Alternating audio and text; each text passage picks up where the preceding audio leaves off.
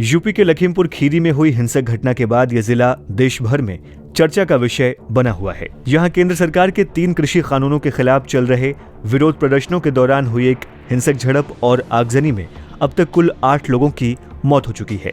इनमें 4 किसान और कुछ राजनीतिक पार्टी से जुड़े लोगों के अलावा 2 ड्राइवर शामिल हैं। आपने सिंसा में मारे गए किसानों के नाम देखे हों तो ये सारे किसान पंजाबी थे। आपने तस्वीरों में भी देखा होगा कि भीड़ में मौजूद ज्यादातर किसान सिख समुदाय के लोग दिखाई दे रहे थे। आपको क्या लगता है, क्या ये यूपी के बाहर के किसान थे जो पंजाब या फिर दिल्ली से लखीमपुर में कृषि कानूनों का विरोध करने के लिए आए हुए थे? अगर आप ऐसा सोच रहे हैं तो ऐसा बिल्कुल नहीं है। दरअसल देश की आजादी या यूं कहें कि पंजाब विभाजन के बाद कई सिख परिवार जिन्हें पंजाब में जगह नहीं मिली, वो हमारे यूपी और तब यूपी में ही शामिल रहे उत्तराखंड में आकर बस गए। सरकार ने इन्हें यूपी के तराई क्षेत्रों में जमीन दी और मौजूदा समय में लखीमपुर खीरी, शाहजहांपुर, हरदोई, सीतापुर, पीलीभीत, बिजनौर, रामपुर और मुरादाबाद जैसे यूपी के जिलों में सिख मौजूद हैं। यहाँ पर आपको यूपी की कुछ ऐसी जगहों के बारे में बताएं जहाँ सिख बड़ी आबादी में रहते हैं। तो इनमें पीलीभीत जहाँ 30,000 से अधिक सिख मौजूद हैं, तो वहीं बरखेड़ा में 28,000, पूरनपुर में 40,000, बीसलपुर में 15,000, पुआया में 30,000, शाहजहांपुर में 15,000, बहेड़ी में 35,000, बरेली कैंट में 20,000, रामपुर में 16,000, बिलासपुर में 20,000 और लखीमपुर खीरी में 23,000 से अधिक सिख समाज के लोग मौजूद हैं। यूपी के तराई इलाकों में इतनी बड़ी संख्या में मौजूद सिखों के नाते यहाँ के कई इलाकों को मिनी पंजाब भी कहा जाता है। रोजी रोटी की तलाश में जब 7 दशक पहले ये सिख समुदाय के लोग यूपी के तराई इलाके में पहुंचे तो यहाँ की ज्यादातर जमीनें खाली थीं।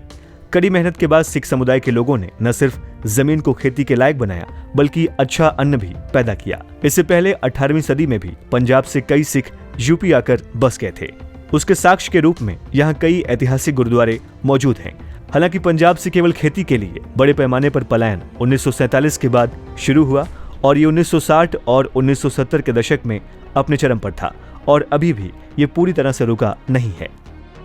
लखीमपुर खीरी की इस घटना पर जहां अलग अलग पार्टियों ने इसके खिलाफ विरोध प्रदर्शन करने की कोशिश की है, तो वहीं कृषि कानूनों की संवैधानिकता पर सुनवाई कर रही सुप्रीम कोर्ट की बेंच के सामने अटॉर्नी जनरल ने जब इस घटना का जिक्र किया तो सुप्रीम कोर्ट ने इस पर कहा कि वे इसका फैसला करेंगे कि क्या कोई संगठन कोर्ट में विचाराधीन किसी मुद्दे पर विरोध प्रदर्शन कर सकते हैं या नहीं। दरअसल सुप्रीम कोर्ट ने ऐसा इसलिए कहा है क्योंकि जब भी इस तरह के विरोध प्रदर्शन के दौरान कोई हिंसक घटना होती है तो कोई भी संगठन या फिर कोई पार्टी इसकी जिम्मेदारी नहीं लेता।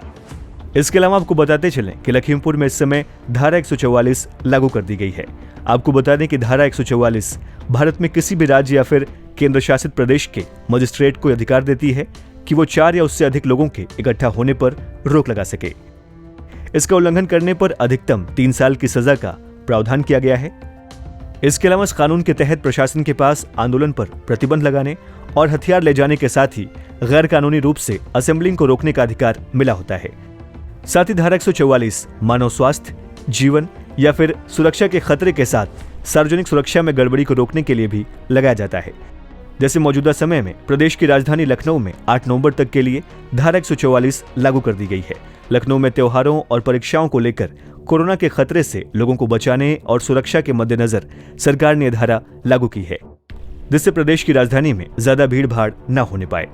तो अब बारी है आज के सवाल की। आपको ये बताना है कि यूपी में सिखों के महत्व को देखते हुए किस जिले का नाम स्वतंत्रता आंदोलन के शहीद उधम सिंह के नाम पर रखा गया था और यह जिला इस समय किस राज्य में मौजूद है।